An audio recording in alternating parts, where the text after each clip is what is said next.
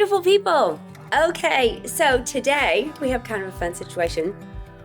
Dan the man has some new lights that he's like making all the magic happen. So we're playing and stuff. And I've just had a lot of things in my heart. And so I was like, I think I want to just like go on and like share a few things, and prayerfully, it might meet you right where you are. And if not, you can always come back if you find yourself in a place that a message like this could be encouraging, or share it with a friend, that kind of thing. So one of my little isms at the moment is this. I had Danny make this card up for my team and I. Welcome to your winning era. Because sometimes, y'all, we can kind of get into a place that if you're doing something for a while, or if you're believing something for a while, we have these ebbs and flows, which is clearly a normal part of life. One of the coolest things I think about God is He gives us clues and information, especially through nature. The ocean, the ebb and flow, the tide coming in, the tide going out. It is no different from us. Even topography, we have these lush green valleys, and then you have these beautiful statuesque mountain peaks, and we can kind of interpret that for our own lives, right? Like mountaintop experiences where we feel like we are winning in ways we never have before. And you don't have to be an entrepreneur to feel like you're winning. It could be you're winning in your relationships, in your workouts, in your time management, in the way you're building your wealth or managing, stewarding your finances, focusing in on relationships. And if you are an entrepreneur, then it could also lean itself towards your business as well. And I love this analogy from my girlfriend Holly. She said, instead of thinking of the not mountains as deserts, because that just sounds so bleak, right? It can make us like not feel good just saying the word.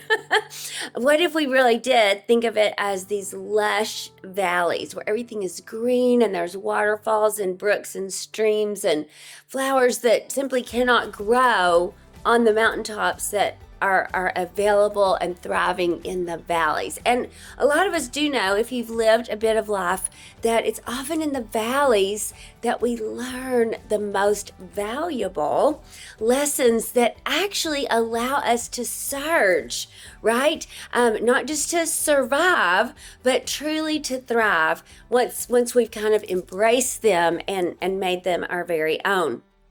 And so I've just been, like I said, thinking all these thoughts, and I was in a place that I was really believing that God had more specifically for my business, but there's some other things also. And one of the things that I've learned in these several decades of business is that, of course, I'm in a people business. And so a lot of times, it's having the right people. And I know if you love sports, you can identify with this. You can have a winning Super Bowl coach.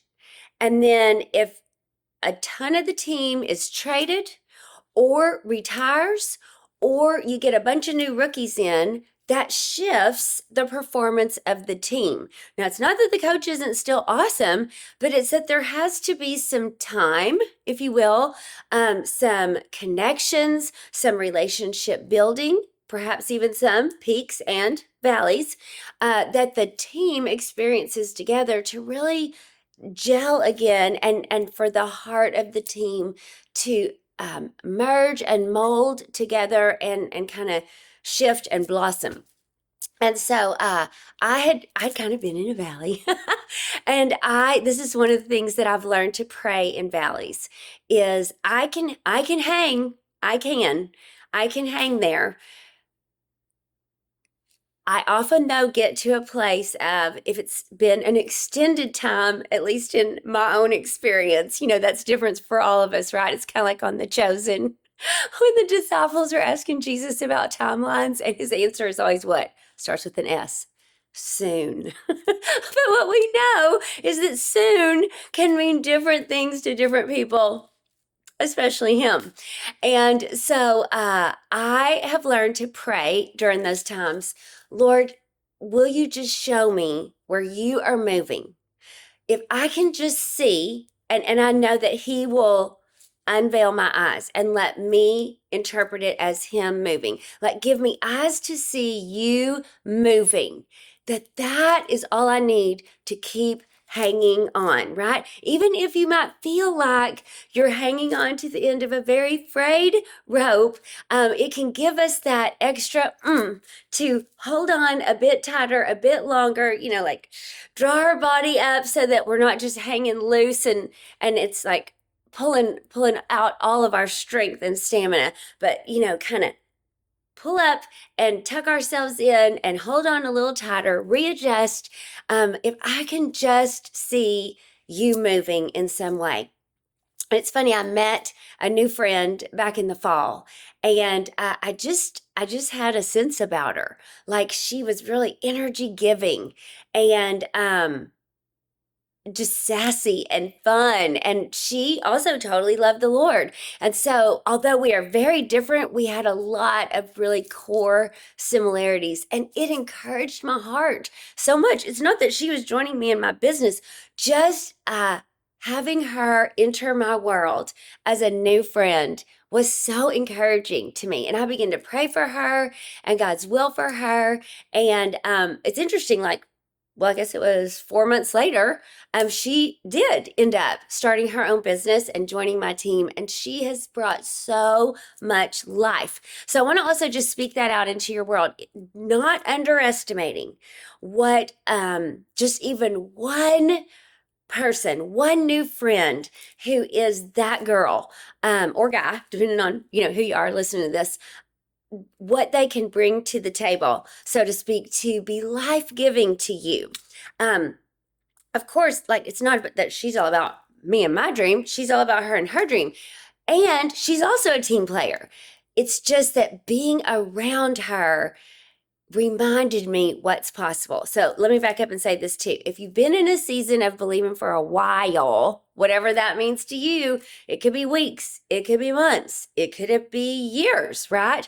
And you have the blessing of God letting you see, right, that he is moving in your life or in someone's life that you love, just where you receive it, right? Receive it as the encouragement you need in that moment to stay the course. That when you do that, it really can cause, you remember that movie Hope Floats? It can cause hope to rise, to float up to the surface. Okay, wait a second. If God can do that, then what else can he do? And so what it led me on, y'all, was this journey of all of these truths that I've been learning from the Father this year. Things like, am I putting more faith in my past experiences or in my great God, who knows no limits, who is limitless, who is boundless in his lavish love for us, in his creativity, in his resources, in his faithfulness towards me, regardless of how I have shown up for him, right? I have this track record now with him of his faithfulness towards me. And so recounting all those stories in my mind and even out loud to friends and family, to myself, journaling of these amazing times that God has swooped in, and it almost felt like a suddenly, even though I didn't believe in him for a long time. And I say this, y'all, because I even had a conversation with one of my mentors, Deb, the amazing one, and this was over a year ago, and I said to her, Deb, it always turns. All I've got to do is keep believing in the Lord, because he always turns it around. And a couple months later, I was in a place of discouragement, and we were having another conversation, and I said to her, he will do it again, right? He always has. I haven't used up all the suddenlies or all the turnarounds, all the comebacks, right? And she was like, surely we have not used up all that he has in mind for us. And he has not grown weary and tired in any way of showing up for us and in our behalf, setting things up, right, for him to show out. So that's the other thing that came up a few weeks ago for me. Am I really focused on what God can do and the setup that this may look like this is something man cannot do, right? Again, whether you're believing for a relationship, getting out of debt, a financial turnaround, a miracle, perhaps you believe it would have to take a miracle in your health. Am I believing in what man, doctors, advisors, etc. can do?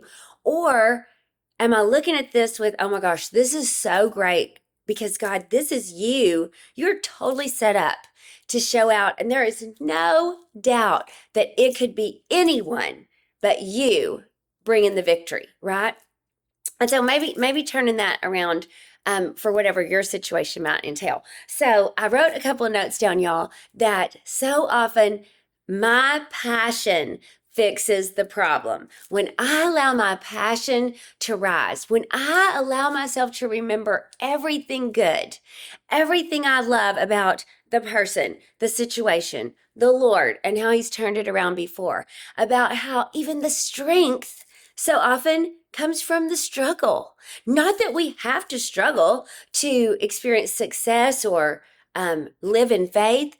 And yet, sometimes for us as humans in our humanity, that is where the strength comes from, or at least in the remembering where the struggle has been before and that we stayed the course.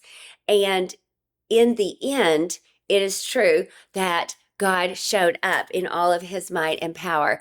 I love this from one of the pastors I love listening to. He always says that in the end, God always makes sure it works out. So if it has not worked out, it is not the end. And so that also, just all those small things that can, encourage us. Another couple of things that I wrote down, let me take a look. Oh, is when we not just focus on working on staying the path, but focus on the win. That goes back to that hashtag winning era, right? The little sign I had Danny make. So, whether again, it's your health. And so just I'm doing all the things that I know to do, including not stressing myself out about the fact that it hasn't shown up yet on the scans or the reports. We have a system in our business, and I always tease and say, y'all, that is just a report about what has already happened. We do not need to go to that system on our laptop or our phone for information or forecast about what it is that we can create with God's help, right? It's just a report on things that are past. And so again, what are we putting our faith in? Something that a doctor, a scan, a report has shown us, or in what we know has been planted in our heart that has been given to us, entrusted to us, if you will, to steward, to keep believing. This one always hits home for me, and I've had it for a million years. I've taught from it so many times. So for you entrepreneur people out there, this is this can definitely be something you hold on to. But I think it speaks to all of us, whether you're believing God for a relationship, your health, finances, fitness, whatever it may be. Listen to this and then take it to heart for you. How can it apply to you in your situation, even though I'm reading to you about business? 48%, so that's almost half of all people in sales never follow up with a sharp prospect they just met. Well, I've done all these things and gotten a scan. Wasn't great. Months have gone by. I've done all the protocol, gotten a second scan. Might even look worse than the first one, right? So are we going to stop? Are we going to stop believing? Or are we going to take on that millionaire mindset, if you will, that winning era mindset that this is even better? God is setting himself up to receive all the glory when he comes in like a mighty rushing wind, right? Do you know that only 12% of people in sales make a third attempt and then they stop as well? Only 10% of people in sales make more than 3 contacts. So then listen to the results. And so I just pray that you're interpreting this in your own filter of however it could apply to you. 2% of sales are made on the first contact. Only 2% ever. 3% are made on the second. Again, still so minuscule. 5% are made on the third contact. Again, teensy. 10% are made on the fourth contact. But here's the kicker. This is the truest truth, y'all. 80% of all sales are made the 5th to the 12th contact. Somewhere between the 5th to the 12th contact. 80% of all sales. So if you interpret that, if you take that into your belief system, 80% of what you are believing for, after you believe for it the first time, and the second time, and the third, and the fourth, if you stop at any point there and decide you're going to give up on that dream, give up on your healing, give up on that miracle in that relationship, or whatever it is you're believing for, the secret sauce, where it's actually going to happen, 80% of everything that's going to happen is going to be from the 5th to that 12th decision to, okay, wait, I'm going to come back again and believe big again. It's that 5th to the 12th time that we go, I surrender all again. Oh God, it's me again. And I'm surrendering it all. I know I surrendered it before. And then I clearly tiptoed back and scooped it all back up and have put it in my backpack, and I've been lugging it around, which we all know it's too heavy for us to carry anyway, right? What if we stopped wasting energy in trying to believe or trying to hold on to all the reasons why it might not work, or all the people we knew that had believed, but then that didn't work for them, happen for them, come through for them? What if we focused all our energy on the greatness of our God and his faithfulness towards us? So, what if this week, and what a perfect week right here between Palm Sunday and Easter Sunday, especially if you're a believer, what if we let our passion rise? What if we let hope float? What if we were going to be the girls that we're the 80%ers, dang it. I love this. I had a person in my life that used to say, the people at the top in almost every organization are not the most skilled, the most brilliant, those that are most qualified or have the most degrees. They are simply the ones who refused to give up. They believed so much in what had been entrusted to them that they simply would not quit. And I'm not talking about not quitting, just like showing up, making an appearance, whatevs, not that kind of showing up. I'm talking about heart over the line, giving it all you got. Oh, like you almost feel like it's killing me to believe this much. I feel silly. I feel dumb. I feel like people are like, God love her, why she's still believing. But I'm going to be that girl anyway, right? I'm going to decide it doesn't matter what anybody else thinks, because God didn't entrust it to them. He entrusted it to me. My girlfriend Steph, who I've talked about on here a lot, you guys, she was our total glow up girl extraordinaire. She shared with me this story just this weekend about her little grandson and how he loves for her to stand at one end of the hall, and then he'll stand at the other end when he's at her house. And I think he's 2 or 2.5. And he wants to shout, ready, set, go. And then he just runs full out towards her. It didn't matter to him if he runs into the couch, if he bounces off a wall, even if he falls and has to pick himself back up. She is the prize. His eye is on the prize, and she is it for him. And so it doesn't matter what may get in his way, or if he stumbles and falls, he is going for it. His passion, his heart is over the line. He is wholeheartedly giving it everything he's got. Every time he runs. That is what passion looks like. And I personally believe that is what stirs the heart of our Papa God. So my prayer for you this week leading up to Easter and beyond is that you will let hope float, that you will let your passion rise, that you will declare that this is your #winning era, not because of what all you can do, but absolutely because of all He can do. I'd love to hear your story. I love y'all letting me know in the comments how I can pray for you, what your circumstances are, even your personal reach outs, just letting me know ways I can stand in the gap, because we are truly better together. And I believe and declare this is our #winning era. Y'all make it a great one. Thanks for tuning in.